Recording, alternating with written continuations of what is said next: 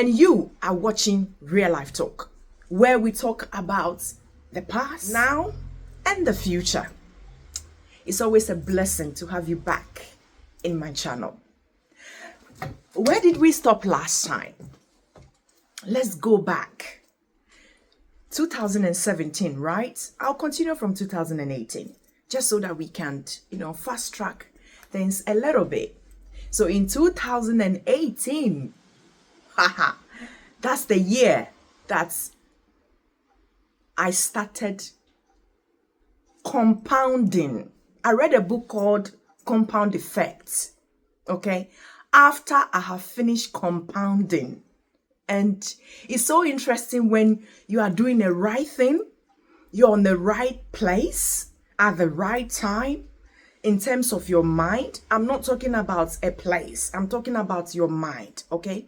When you are at the right place in your mind and you feel like, yes, I'm doing this. And then you come across a book that is literally talking about every step you are taking. Boy, listen, you just feel like, yes, this is it. Like you are cheering someone. I felt that way when I read about the book. And then on top of that, I've bumped into another book called The Secret. Oof, that literally finished it off for me. It literally completed the journey that I'm starting. Does it make sense? It completed the journey that I was starting in 2018. When I made up my mind, me, myself, my soul, and my spirit, we agreed that we are doing this. What am I talking about? What am I insinuating this minute? Sacrifice. Sacrifice. We use the word sacrifice a lot. But do we actually go through the transition of sacrifice? I did. And I can tell you all about sacrifice. When I started the real sacrifice, for you to be able to be successful, there's so many different ways you can be successful. Yeah. And I believe that we all have our ways of understanding success. And I want to define something this hour for you. Success does not only means you've made it financially. No. You can be very successful as a spiritual person where you have a proper connection, okay, with God. That is a success. Where when you go on your knees, you finish praying and you just hear, you begin to hear in your spirit begins to speak to you. That means you've actually achieved something spiritually. We have another success where when you are able to connect properly with people, families, you know how to relate to people. You are successful in relationships. And if you are able to get to the place where you discipline yourself, sometimes we want to lose weight, we want to do this. We want to stop eating sugar. You want to stop, you want to go for a walk. All those things we talk about. It's all in the 360 of success. I see all that as success. Okay. So we can sacrifice so many things to achieve so many things in life, not just about money. We will come to the point where one day I will talk about being successful in relationship. But today, because the topic is about entrepreneurship, I want to focus directly on how I raised my first 10,000 pounds. Why did I do that? What did I need to do that for? Was I still running around, like I said in my previous videos? Divorced about 3 years ago. I was left in a lot of debts. How did I raise that money? Still taking the children to swimming, music, classes, and 3 of them were all having tuition. Okay, how did I manage still paying my debt and still paying my bills? Your debts, if you are paying your debt, you still need to pay your bills. Okay. It was the month, it was the year that I actually decided that I'm going to go through sacrifice. I came in terms of myself, and like I've said in my previous videos, I wasn't just working. What I did was, my kids were quite young, they were very young. And what I did at that time was that I decided, I wrote everything down that I want to do, everything that I want to achieve. In 2017, December, we always write our resolution. Oh my God. That was my first resolution. I actually take it on and I ran with it. I literally ran. I was running as if I was running till I get to my destination. All I was trying to do is to buy my first property, okay, which I spoke to a broker. Yeah, they told me everything I need to do, what I need to achieve, how much I need, and I needed about 10,000 to 12,000 pounds, but 10,000 would do the job. So I decided that I'm going to go back to do night job. So I started asking around, and then I got a care job, and I was doing nights. How was I doing nights? I'll come to the salon in the morning. I'll drop my kids at school. Come to the salon, work till about 6 o'clock. It starts at 8 in the night, and then we finish at 7 in the morning. So when I come to work, I finish at 6. I will run home, prepare anything that is the quickest meal, as quick as I could. And then on my way, quickly drop and then give it to the kids, leave it, drive to work. I'll drive to work. I'll try and get to work exactly 8 o'clock. Remember, I have not slept. Okay.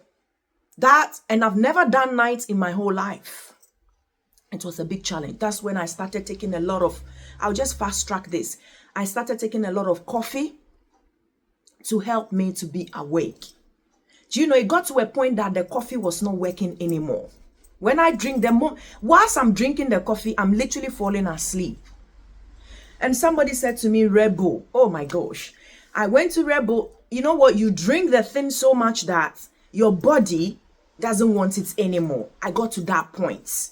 And I'm not talking about doing 1 night a week. I was doing 3 nights a week.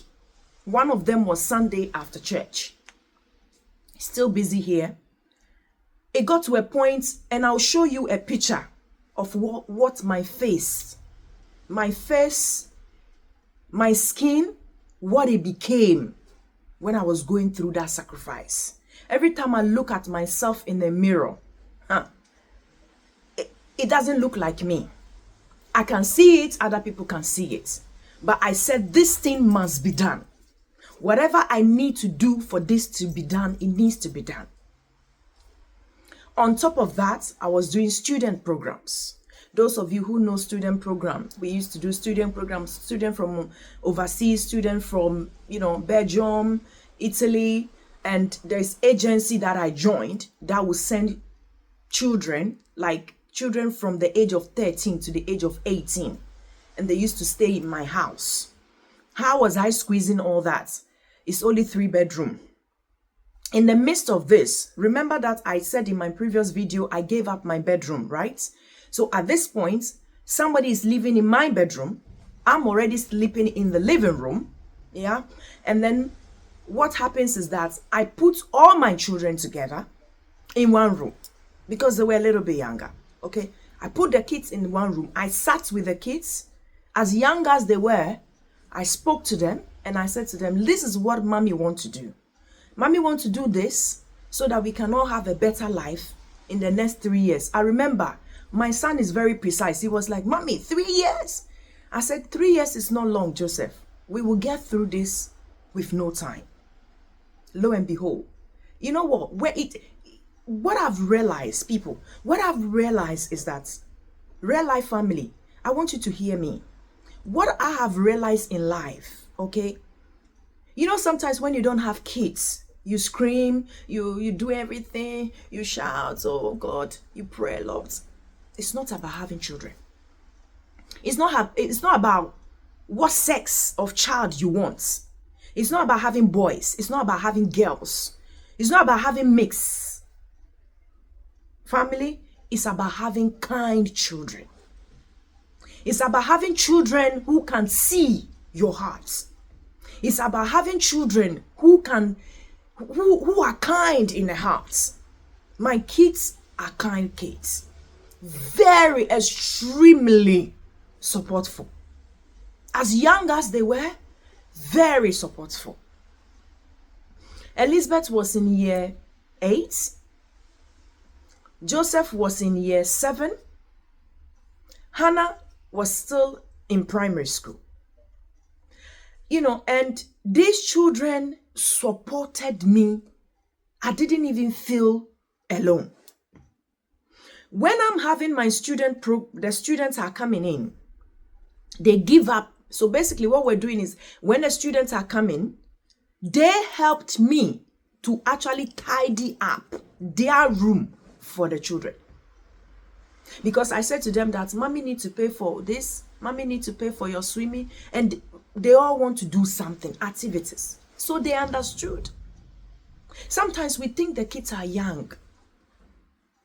These children these days, they are not young as we think. In fact, they are 10 years older than their age, if anything at all. I'm telling you the gospel truth. They are 10 years older than what we think about them. My kids, if it wasn't them, I don't think I would have made it. Can you imagine if a child goes to school and reports you? Mommy has put, you know, do you know what I mean? In this UK, I know some kids put their parents in so much agony. But thank God for these children of mine. I bless them every day. If it wasn't them, I don't think I would have made this journey. They really supported me. I remember those days, Elizabeth, when I tell her that the students are coming, this girl, she will go to Lidl, she will buy, you know, I'll give her the list of all because we have to cook for these kids. She will go and buy all the chicken nugget, chips here and there. She'll come home and she will actually cook. So by the time I'll leave the salon and I have to go and pick these children up, I have to go and pick these children. There's a center we pick them up. I have to go and pick them up. And those days they used to pay us £16 a night per child. So you can calculate it. And I always make sure that my kids, I make them happy. Because, and the good thing is that whenever I get the money, I actually take the money out of the account and I get them to count it.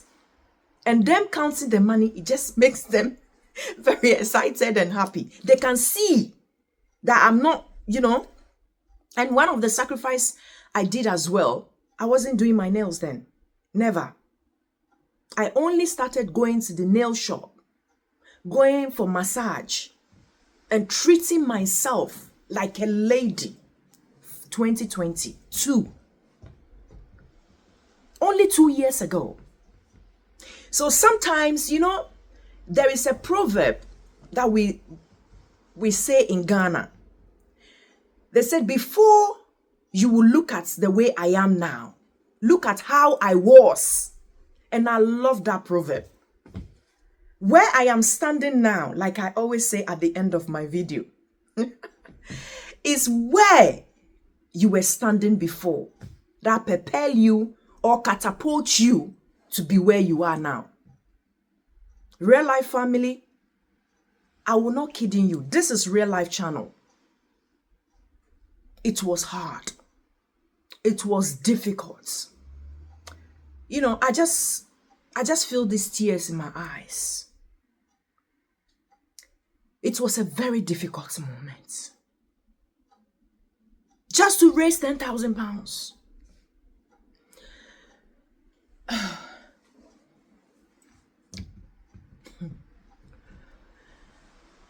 Single-handedly, with 3 children, with a young business.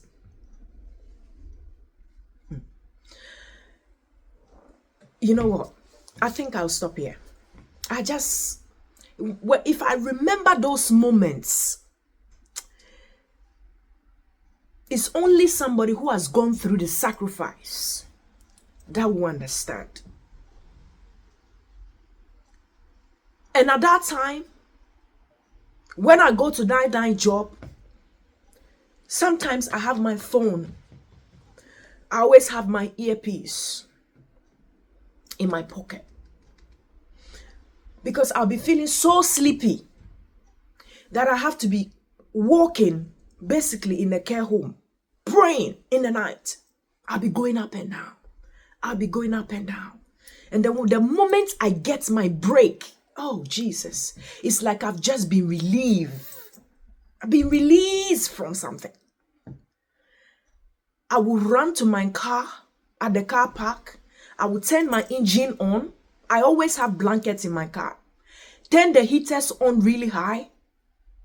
And I will sleep for at least 40 minutes. Just to get my sanity. Because remember, I've not slept for maybe 2 days. It was not easy. But you see, when you pray, when you read the book of James, it says that a prayer without action is actually dead. You see, I said in my previous video, I feel like getting up. I said in my previous video that you cannot do this by yourself. You have to do it with a tenacity of prayer. I did it. I was praying. And I was dedicated and committed to a ministry. Helping the ministry with wholeheartedly, to the point that the gifts that God has installed in me came out. I came from somewhere. And here I am today, telling you that everything you want in life is possible. But are you ready to sacrifice? I think I will end here. And I'll continue 2019 on my next video. Thank you very much for watching Real Life Talk. It's always a pleasure to have you with me. You know, I feel very honored. I feel very blessed to have an amazing people like yourself. You know, sometimes when I finish the video and I get phone calls, I get overwhelmed. I get empowered. You know, as much as I feel the need to empower, I get empowered a lot. Thank you, all of you, for your encouragement, your support. We are in 2024, right? I will get to this point where I will tell you what is happening right now. It will amaze you. So keep watching. I will end by saying, which you know what I'm going to say, right? Where you were standing before, or where you are now, is where you are coming from. And where you are standing now, and where you want to go, it determines what you can see. Where you can see, you will be there. God bless you. Thank you for watching. Shalom, with 1,000 kisses and a lot of love. God bless you. Thanks for listening.